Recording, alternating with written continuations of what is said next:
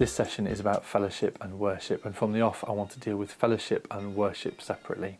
In regards to fellowship, I just have a simple question. When do we receive fellowship from our fellow sisters and brothers? When do we listen to and share stories of our faith journeys and support one another, care for one another and pray with one another? That's the first bit, fellowship. I invite us to think about that because I think it's something much easily talked about and much harder to do in practice. The next bit of the session I want to talk about is worship, and I want to separate that down into gathered and dispersed. Gathered is usually on a Sunday, and as a minister I will ring up a steward of a new congregation and say, what do you do? And the answer is usually, the normal thing. And the remainder of the phone call is then me trying to unpick exactly what that congregation does and what they consider as normal. And I think it's important that as a congregation we are aware of what we do and how we do it and why we do it. And so often I'll come to a congregation and I'll say, okay, so you do it like that, why? And the usual response, unfortunately, is, well, we've always done it that way. And maybe there's a very good reason why they've done it that way, and that's fantastic. But I guess I just always want to challenge and say, well, why do you do it that way? Why don't you do it differently?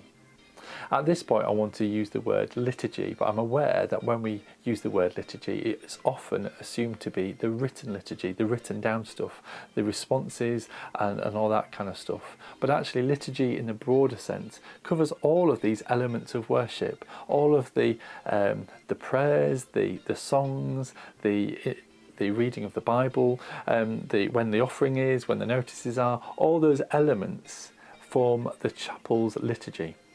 And so I invite us today to think about what do we do in each of those elements, why do we do them a certain way, and how they may differ from other chapels and churches. And so that is the gathered element of worship. Now I want to talk about the dispersed moments of worship, that during the week, when do we have time out just to worship God? Do we have time out to worship God? Are there quiet moments or loud moments when we put on Christian TV or listen to music, Christian music in the week?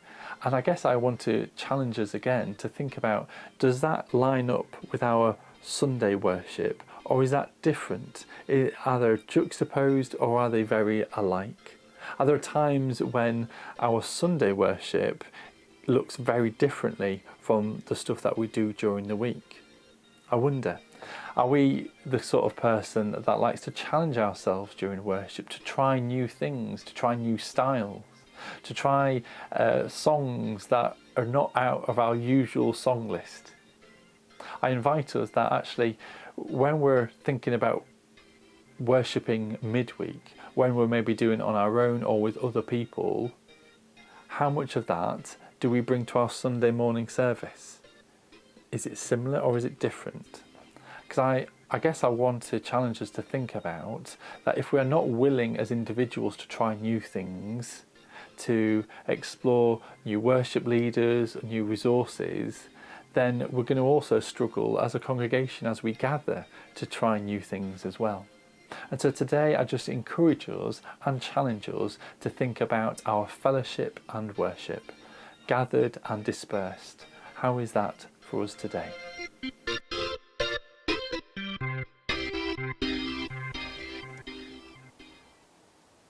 I realise we've talked a lot about worship and not so much about fellowship.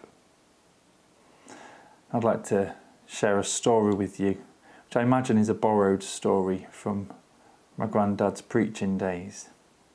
It was a story about a pastoral leader going to visit a church member that they'd not seen at church for quite some time. They go around and they're welcomed in. Just before they sit down, the member stokes the fire and a coal rolls out. Still keeps on the hearth, it's fine. But then the conversation carries on, moves on, and there's concern. But the members there saying, look, I'm fine, I'm taking over fine, I don't really need to gather to worship. And as the conversation comes to a close,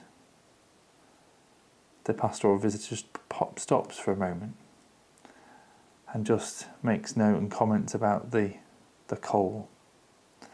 Says, look, yeah, as we've been talking, this coal's been doing all right, but it's starting to go out. And just as it's important for that coal to keep in with the rest of the fire, to keep burning, that one piece of coal also helps the rest of the fire to keep going too. And so the church member was quite taken by that. And just as the pastoral leader's going, he stops out the door and says, I'll see you on Sunday.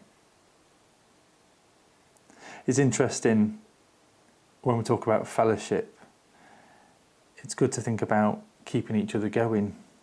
I think there's also something there about looking after each other socially, being alongside like-minded people. I think there's also something there about enabling an atmosphere where we can talk about spiritual stuff too. I don't just mean kind of this, that or the other, but I mean, you know, whether we're having a good week or not, whether we've been able to pray or not, whether we've been challenged by what we've been reading or not. And I think there's also something about the social element that shouldn't be underplayed either. With Jesus' ministry, it wasn't just about the spiritual stuff. There was a physical, practical element at times too, about physically feeding people, healing people, making them whole. I wonder, how are we, as individuals, as groups, as congregations, at looking out for one another, feeding one another?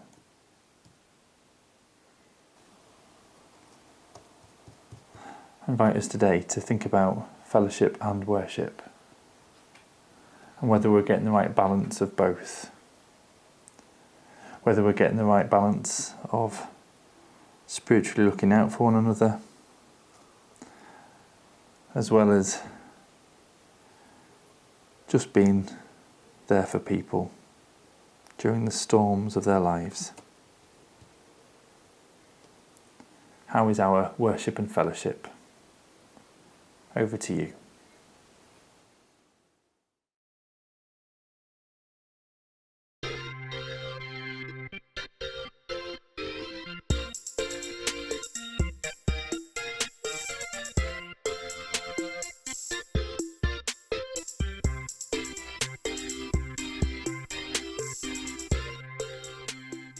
As we conclude this session, I invite us to reflect on where do we gain our fellowship and worship?